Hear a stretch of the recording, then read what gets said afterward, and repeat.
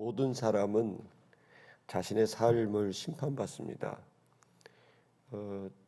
사실 우리들이 삶을 살면서도 이 심판받는다는 것은 아주 자연스러운 일입니다.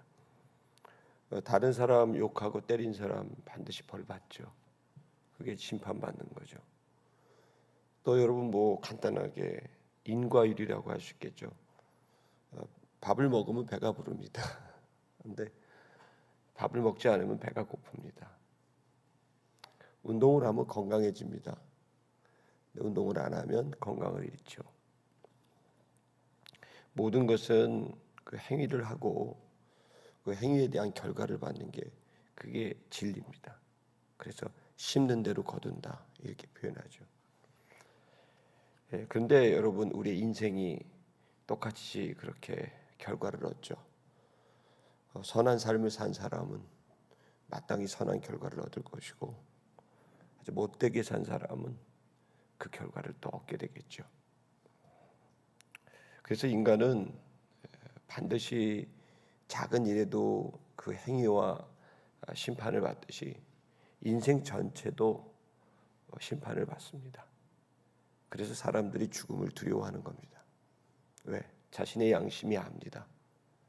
내 양심에 비추었을 때 내가 하나님 앞에 섰다면 내가 참 두렵구나. 그 양심이 알려주죠. 히브리서 9장 27절을 한번 읽어볼까요? 히브리서 9장 27절 시작. 한번 죽는 것은 사람에게 정하신 것이요 그 후에는 심판이 있으리니. 이것은 명제죠. 반드시 죽습니다. 어제도 우리 정매아리 집사님 장례식을 잘 마쳐서 다 완성했습니다. 우리가 장례식 갈 때마다 느끼는 거죠. 그 장례식에서 가장 중요한 일이 뭐죠? 그 장례식에 가서 바로 여러분의 사진을 보고 오는 겁니다. 나도 죽는구나. 그리고 거기에 지혜를 얻죠. 나도 심판대 앞에 서는구나. 한 번 죽는 것은 사람에게 정하신 것이고 그 후에 반드시 우리의 삶은 심판받습니다. 그런데 안타깝게 뭐죠? 우리가 하나님의 심판대라는 절대 기준에 섰을 때 누구도 마음이 편안하지 않습니다. 왜냐하면 우리 자신도 모르게 선을 행하고 싶었지만 선을 행하지 못한 못된 게 우리 마음에 있습니다. 꼬부라지고 독해 빠지고 아주 못돼 먹은 게 우리 속에 있는 거죠. 그걸 나도 알고 주님도 아실 텐데 내가 사람 속여 먹어서 내가 의로운 척했던 거 나는 잊었어도 주님은 알 텐데 내가 사람들 뒤통수 친 거 주님 다 아실 텐데 내 마음에 내 자신이 어쩔 수 없던 그러고 싶지 않았었던 내가 하나님 앞에 섰을 때 두려운 건 심판을 받는 겁니다. 로마서 3장 10절의 말씀은 그래서 모든 인간이 바로 이렇다고 말하죠. 읽겠습니다. 기록된 바 의인은 없나니 하나도 없으며. 그렇게 따져보니 누구도 의롭지 못해서 모두 다 그 한 번 있는 그 심판을 이기지 못하고 전부 죄인으로 서게 된다는 거죠. 로마서 8장 6절 왜 그럼 우리 죄인으로 살았을까? 로마서 8장 6절입니다. 로마서 8장 6절 육신의 생각은 사망이요 영의 생각은 생명과 평안이니라 그랬습니다. 왜 우리가 이 사망이 일어나요? 육신을 보고 살았기 때문에 내 육신 챙기다 보니 다른 사람 육신 눈에 안 들어왔고 내 육신 내 자존심 챙기다 보니까 다른 사람 자존심 배려할 여유가 없었고 그냥 육신으로 사니까 이기적으로 사니까 여러분 우리도 모르게 사망에 이르게 된 겁니다. 그리고 영의 생각은 생명과 평안인데 영적인 생각 해야 된다는 거 알지만 결국 어느 순간에 가서는 영적인 생각보다는 육적인 생각으로 모든 것을 결정하는 그 어리석음이 우리 있었고 그것은 결국 죄값을 받는 거죠. 그 죄값은 로마서 6장 23절 너무 잘 아는데요. 읽겠습니다. 죄의 삭은 사망이요 하나님의 은사는 그리스도 예수 우리 주 안에 있는 영생이니라. 죄값은 뭐라고요? 사망입니다. 우린 그걸 압니다. 내가 죄값 받을 거다. 그 죄값 받는데 예수님은 마음으로 누군가를 미워만 해도 살인이고, 마음으로 누군가 어떤 여인을 보고 음욕을 품어도 그거 간음이라 그러셨다. 내가 어떻게 이 사망에서 벗어날 수 있을까?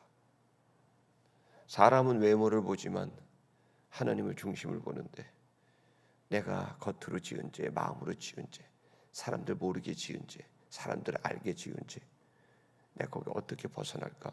나는 사망이라고 생각하죠. 그런데 이 말씀을 이렇게 말합니다. 하나님의 은사. 은사란 말이 뭐죠? 거저 주는 것, 선물입니다. 그런데 하나님이 선물을 하나 준비했다.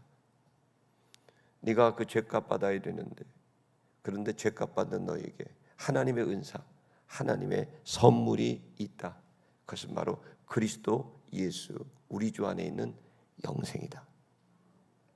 여러분, 멸망받는 우리들에게 주님은 우리에게 선물을 주셨습니다. 그것은 그 멸망받을 수밖에 없는 심판 때에 쓸 수 있는 아주 중요한 카드입니다. 바로 이 예수 그리스도, 그분을 우리에게 선물로 줬고 그분 안에 있는 영생을 저와 여러분에게 주신 큰 은혜가 저와 여러분이 있음을 믿고 감사하며 찬양할 수 있기를 축복합니다. 여러분, 사람들은 이 복음을 잘 모릅니다. 그래서 세상에서 성공하고 능력 있고 좋은 학교 가고 좋은 직장 다니고 이런 게 성공이고 복이라고 생각하지만, 여러분 요한계시록 18장 10절을 한번 읽어볼까요? 읽겠습니다. 시작. 그의 고통을 무서워하여 멀리 서서 이르되 화 있도다 화 있도다 큰 성 견고한 성 바벨론이여 한 시간에 네 심판이 이르렀다 하리로다. 화가 있다. 멸망이 있고 벌이 있다. 화가 있다. 화가 있다. 어디에요? 큰 성.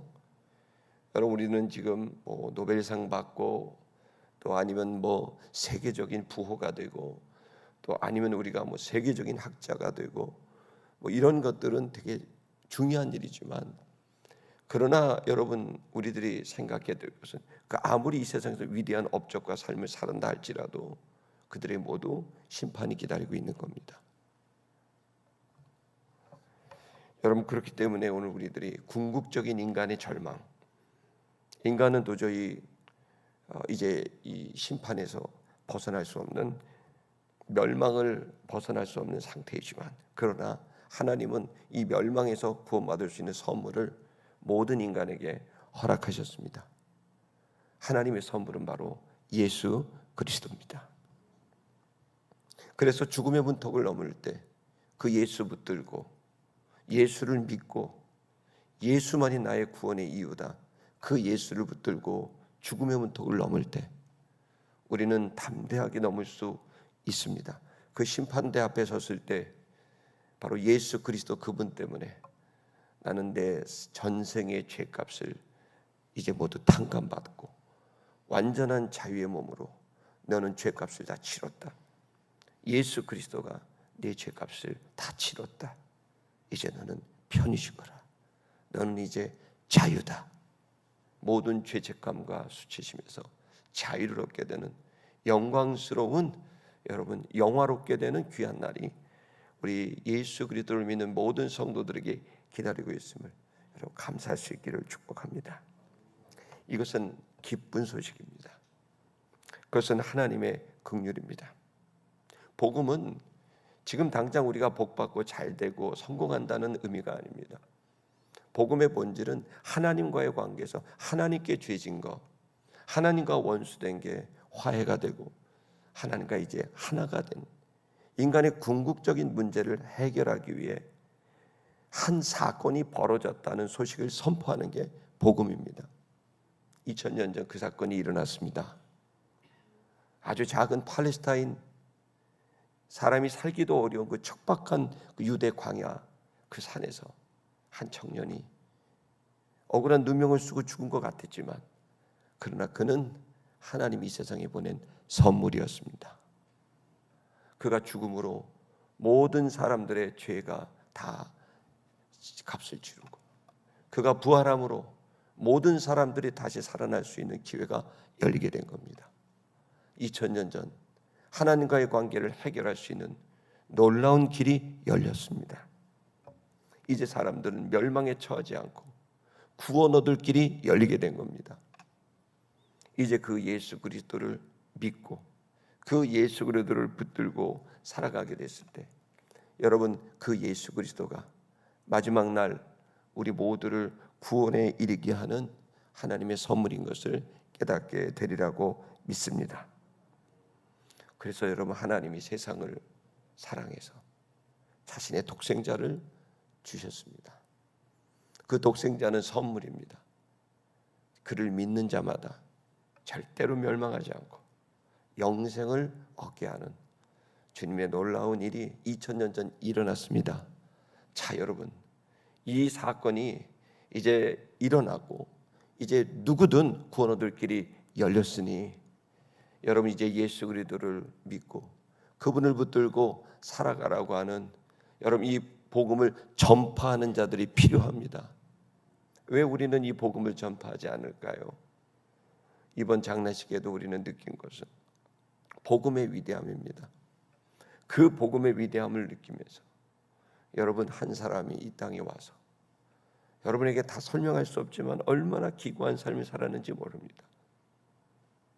여러분, 그 기구한 삶 속에서 누구도 찾아오지 않는 삶을 살아가는 그녀의 오로지 붙든 것은 오직 예수밖에 없는데 그 예수 그리스도를 믿었더니 영광스럽게 생을 마감하고 하나님 나라에 가는 여러분, 그것을 우리는 보고 느낄 수 있었습니다. 여러분, 이 복음은 위대합니다. 개인의 내면을 바꾸고 그의 삶을 바꾸고 이 복음은 세대와 세대를 이어 여러분, 어제도 메아리 자매가 유일하게 남긴 아들 한 명이 있는데 그 아들에게 마음이 어때요? 그랬더니 아들이 하는 말이, 목사님, 이상하게 평온합니다. 어머니를 잃은 아들의 마음이 어떻게 평온할 수 있겠어요? 이상하게 평온합니다. 그저 그랬죠. 주님께서 주시는 선물입니다. 천국 복음은 심판을 당할 당사자에게도 큰 은혜이지만 그 복음을 붙든 구원받은 자의 가족들과 주변인들에게는 큰 위로와 평강이 되는 걸 믿기를 축복합니다. 그러므로 복음은 가장 중요한 일입니다. 인간이 인간으로서 양심을 잃지 않고 본성을 잃지 않고 하나님 앞에 신과의 관계에서 최종적 그 문제를 해결하는 일, 그게 해결되었다. 여러분, 이 기쁜 소식을 듣는 사람들마다 그 소식을 믿고 그 예수를 믿을 때 여러분, 온 세상이 구원받는 놀라운 일이 일어날 것을 믿습니다. 이 일을 위해 우리가 여기 모인 겁니다. 교회는 다른 거 하는 데가 아닙니다. 우리는 그냥 왔다 갔다 하는 게 아닙니다. 어떤 면에서는 여러분의 자녀들, 여러분이 하시고 있는 생업들, 여러분의 공부, 귀한 일이죠. 기도가 필요합니다. 그러나 여러분, 우리가 이 자리에 온 가장 궁극적인 이유는 이미 우리의 삶은 여러분, 세상에 대하여 십자가에 못 박혔습니다. 아멘. 여러분, 우리는 우리의 정욕과 욕심에 대하여 십자가에 못 박혔습니다. 우리의 자아는 십자가에 못 박아서 이제 예수 그리스도가 죽으실 때 나의 육에 속한 나는 이미 죽었습니다. 아멘입니까? 그리고 예수님이 부활할 때 하나님 마음에 합당한 의로운 자로서 나는 다시 태어났습니다. 자, 이제 우리가 해야 될 일이 뭘까요? 다시 세상으로 달려가서 그 업적을 쌓으러 갈까요?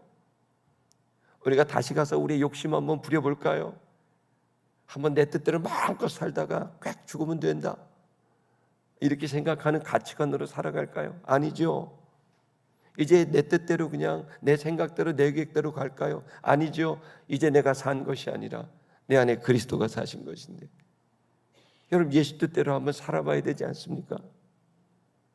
예수께서 주신 한 번밖에 없는 여러분의 남은 생애가 이 복음을 위해서 쓰임받을 수 있었으면 좋겠습니다. 왜냐하면 이 복음이 사람을 살리니까요.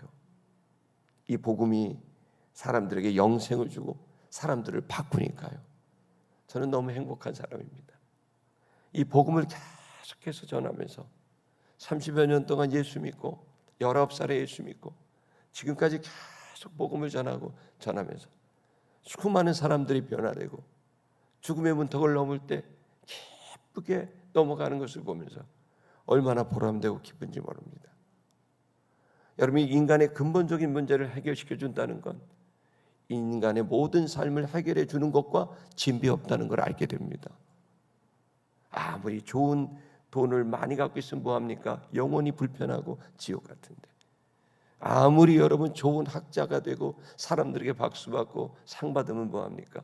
마음이 지옥인데, 여러분 마음의 평온은, 양심의 평온은, 자유는 하나님과 화해할 때 일어납니다.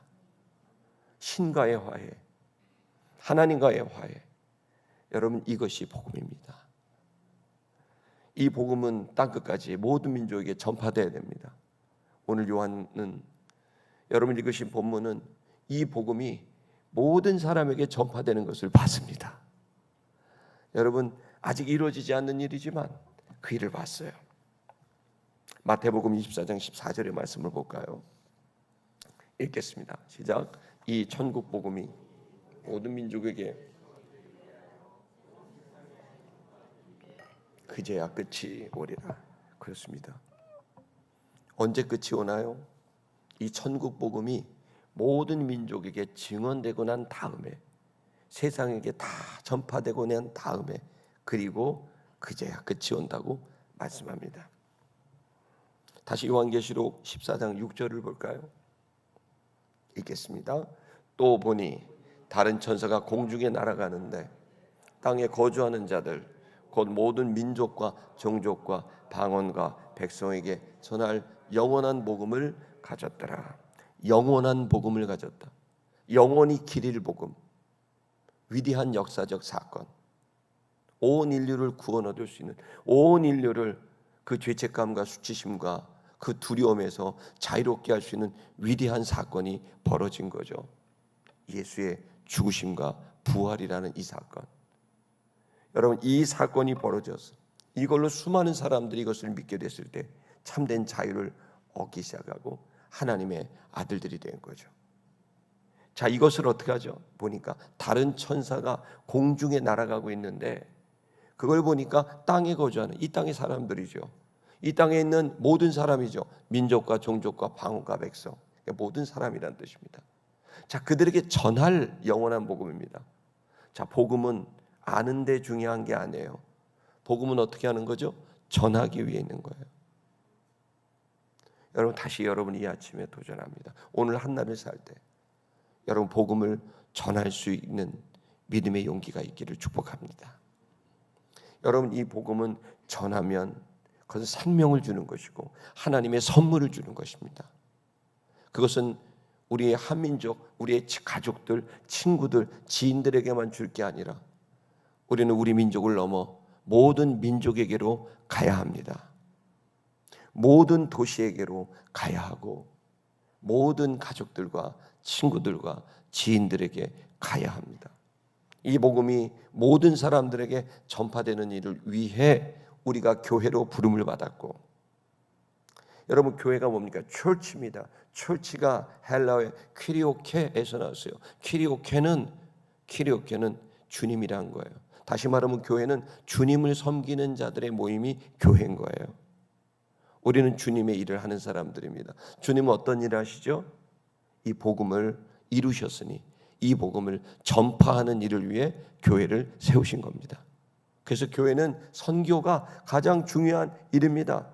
베풀고 가르치는 것, 복음을 전파하는 것, 이것이 여러분 가장 중요한 사명임을 믿길 축복합니다. 이 다른 천사가 하늘을 날아가더니 모든 민족에게 전할 복음을 가지고 있었다고 되어 있어요. 여러분, 이제 점점 복음 전파는 어려워집니다.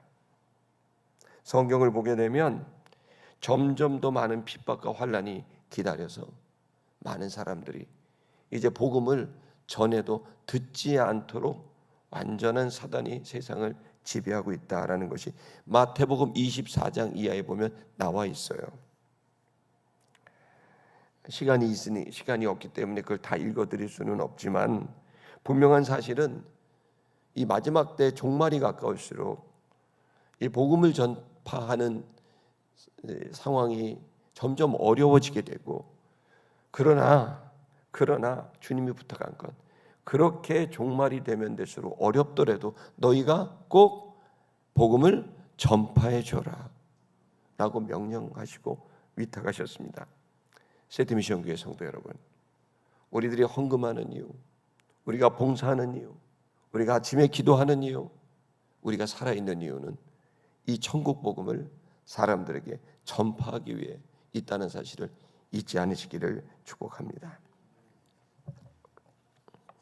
어떻게 이 복음을 전파할까요?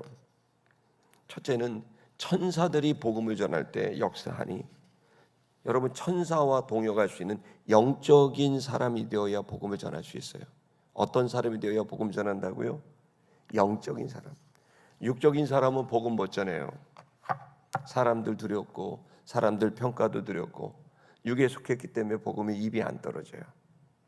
그래서 여러분, 성령 충만 받아야 돼요. 영적인 사람이 돼야 복음 전해요. 그래서 제자들에게도 똑같이 말씀하셨어요. 3년 반 예수님 제자들 예수님 쫓아다녔지만 여러분, 예수님 십자가에 못 박기가 다 도망갔어요. 여러분, 그럴 때 예수님 뭐라 그랬어요? 마지막 유언이 너희가 이 성을 떠나지 마라. 몇 날이 못 돼요? 성령이 보내지게 될 텐데, 성령이 너에게 임하시면 너희가 권능을 받게 되고, 그러면 예루살렘, 온 유대, 사마리아 땅끝까지 복음을 전파하게 될 거야. 내 증인이 될 거야. 이렇게 말씀하셨어요. 여러분, 기도하셔야 돼요. 영적인 사람이 되려면, 생각이 바꾸려면 말씀을 읽으셔야 돼요. 그리고 여러분 말씀을 읽으면 그 다음 말씀에 깨달은 걸로 기도하셔야 돼요. 간절히 기도하셔야 돼요. 오늘 여러분, 왜 한국교회가 이렇게 많고 성도가 많은데 전도가 안 됩니까? 안전하니까 안 되죠. 간단한 겁니다. 여러분, 안전하니까 안 돼요. 안전해요. 여러분, 제가 조금 아쉬운 소리 한마디 할게요. 여러분, 왜 부활절에도 우리가 도시 선교 축제 열심히 했는데 복음 잘 전하셨습니까? 보면 그 모범생들이 맨날 혼난다고. 안전한 사람은 여기 새벽에 안 나올 텐데 잘 전한 분만 나와서 또 혼나고. 항상 혼나는 사람은 모범생이 혼나요. 혼나야 되려면 그 자리도 안 나와. 여러분, 안전해요. 여러분, 이거는 너무나 안타까운 일이에요. 저는 집요한 사람이기 때문에 전할 때까지 후벼 팔 겁니다. 여러분, 우리가 살아있는 이유는 복음 전하라고 있는 건데, 이 부분에 대한 여러분 기술도 좀 익히시고 이러한 열정도 좀 익히시고, 가장 중요한 성령의 충만함을 받기를 축복합니다. 두 번째는 모든 사람에게 다 전파하는 마음을 가지셔야 돼요. 한 사람도 빠지지 않고 모든 사람에게 복음을 전파하겠다. 저는 참 집안에 좋은 분들이 집안에 있어요. 저희 친할머니께서 늘 저한테 하셨어요. 기도 제목 이렇게 쪽지가 있어요. 수첩을 딱 보니까 거기에 딱 자녀들 명단이 있고, 오른쪽에 딱 왼쪽 수첩이 일수 수첩 같은 거 있잖아요. 요만한 거 그 있으세요. 이렇게 딱 펴면 여기는 가족들, 오른쪽에는 예수 안 믿는 가족들 이름이 쫙 적혀 있어요. 어느 날 보기에 할머니가 뭐예요? 그랬더니 아이고, 우리 전도사님 제 소원이에요. 오늘 말하면 버킷리스트 같은 거죠. 내가 하나님 품에 가기 전에 오른쪽에 있는 모든 가족이 다 예수 믿고 천국 가는 게 제 소원이에요. 저희 할머니는 항상 저한테 존댓말 하셨어요. 내가 전도사 됐다고. 제 소원이에요. 그래서 할머니 나중에 요양원에, 논산 요양원에 계실 때 그 수첩이 있더라고요. 거기를 봤더니 거기에 성공 이렇게 써 있어요. 성공 다 예수 믿게 하셨어. 우리 막내 고모부가 제일 지독했는데 김제 사람인데 얼마나 불당을 섬기는지. 우리가 추도예배 드리면 문 밖에서 혼자 제사 드리고 막 이런 분이에요. 막 보란 듯이 막 김제에서 막 논이 많아갖고 그냥 당당하신 분인데 그렇게 하다가 막판에 암에 걸리셔갖고 대전의 을지병원 입원하실 때 복음 전하러 갔더니 어떻게 마음이 그렇게 부들부들해졌는지 병중에서 그 병원에서 병원 원목님이 세례를 주셔서 예수 믿고 마지막 유언 가족들한테 다 예수 믿어라. 그리고 천국 가셔서. 여러분 참 우리들에게는 이런 소원이 있어야 돼요. 아멘 하십시오. 내 가족들 한 사람도 빠지지 않고 다 예수 믿고 구원받게 하겠다. 이런 소원이 여러분의 있기를 축복합니다. 세 번째로는 두렵고 떨리는 마음으로 우리 7절의 말씀 읽을게요. 14장 7절 읽겠습니다. 시작. 그가 큰 음성으로 이르되 하나님을 두려워하며 그에게 영광을 돌리라. 이는 그의 심판의 시간이 이르렀음이니 하늘과 땅과 바다와 물들의 근원을 만드신 이를 경배하라 하더라. 여러분 복음을 전하기 위해서는 어떻게 하느냐? 하나님을 두려워하고 하나님을 경배하며 찬양하시면서 복음을 전하셔야 됩니다. 그 이유는 하나입니다. 우리에겐 많은 어려움이 있습니다. 그 어려움과 압박이 있을 때 그걸 이기고 그 어두운 정서를 완전히 바꿔나갈 수 있는 것은 찬양 가운데 거하시는 여호와를 만나는 길입니다. 찬양이 도구화될 수는 없겠지만 찬양 속에 거하시는 주님을 만나는 건 맞는 말입니다. 그렇기 때문에 여러분 바울과 실라가 어떻게 복음을 전했는지 기억하시죠? 유럽의 첫 번째 교회인 빌립보 교회가 개척될 때 그는 가는 데마다 핍박을 당하고 배척을 당했습니다. 그런데 그가 복음을 전하다 억울하게 누명을 쓰고 지하 감옥에 바울과 실라는 갇히게 됐을 때 그 억울한 마음에 여러분 바울과 실라가 뭐 했죠? 하나님을 찬미하더라 이렇게 돼 있어요. 하나님을 찬미하게 되니까 여러분 지진이 일어나고 옥문이 열리게 됐어요. 여러분 어제 저녁에 이스탄불에 6.5 강도 6.5의 지진이 일어나서 우리 선교사님이 문자가 오고 그랬어요. 여러분 지진이 일어나서 옥문이 열리고 사람들이 다 뛰쳐나오고 빌립보에 그런 일이 벌어졌어요. 죄수들이 다 도망갔는데 간수장이 오더니 바울과 그 일행도 도망간 줄 알고 스스로 자결 하려고 목숨을 끊으려고 할 때 바울이 고함을 치면서 우리 여기 있다고 얘기를 해요. 이 사람이 놀래서 자기에게 어떻게 해야 구원을 받겠냐 그랬더니 거기서 바울이 이런 말 하잖아요. 주 예수를 믿으라.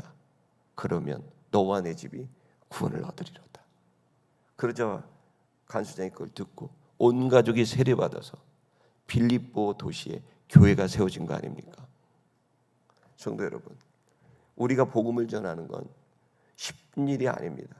그럴 때마다 하나님을 두려워하는 마음과 하나님을 경배하는 것을 함께 하게 됐을 때 힘을 얻을 수 있고 용기를 얻을 수가 있다는 걸 여러분 믿기를 바랍니다.